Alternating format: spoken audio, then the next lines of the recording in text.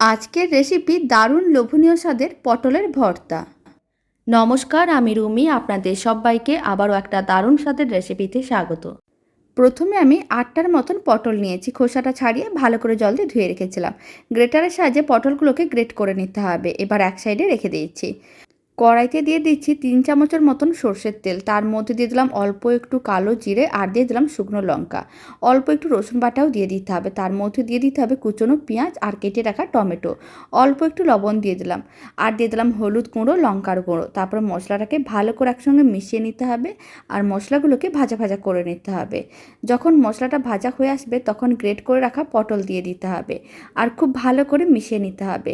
এইভাবে ঢাকনা বন্ধ করে 5 মিনিটের মতন রান্না করে নিয়েছিলাম। আবারও 5 মিনিট ঢাকনা বন্ধ করে রান্না করে নিয়েছি। আপনারা দেখুন বেশ শুকনো শুকনো হয়ে গেছে।